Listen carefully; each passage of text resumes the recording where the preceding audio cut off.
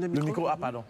Ce à quoi nous sommes en train d'assister, c'est plutôt comment on va faire pour, comment on appelle ça, mettre la pression sur le gouvernement de sorte à ce qu'on puisse mettre leur nom. Mais comment cela va se faire? Je me demande techniquement par quelle alchimie ça va se faire.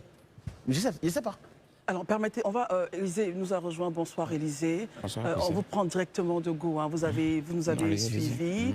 Moi, ce que je note et qui, pour ma part, m'interroge sur beaucoup de choses, c'est le fait que Tidiane Thiam, en tant que président de la CAP, cette coalition-là, non idéologique, a été mise en place il y a quelques mois, avec les mêmes objectifs qui aujourd'hui sont repris par le Front commun, puisse aller monter un autre Front commun sans pour autant même, avec la manière et l'élégance au moins, le signifier à ses amis de la CAP. Je pense que c'est un secret de polichinelle qu'il y a certains membres qui appartiennent à la CAP qui aujourd'hui, avec le PPACI, avec le leader du PPACI, sont en froid. Ça, c'est un secret de polichinelle. Voilà, il y a un problème. Est-ce qu'on va faire une union au détriment d'une autre union, ou bien on va faire une union pour créer une désunion? Mais parce que nous sommes à 3-4 mois, 3 mois et demi, 4 mois de l'élection présidentielle.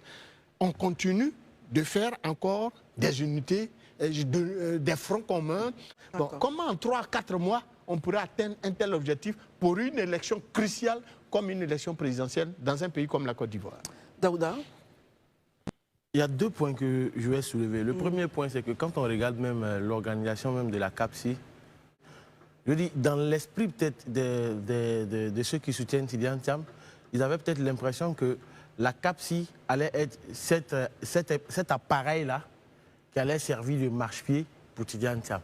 Et finalement, en cours de route, on se rend compte que l'instrument n'est pas là pour ça, parce qu'il y a des gens qui ne sont pas là pour travailler pour quelqu'un.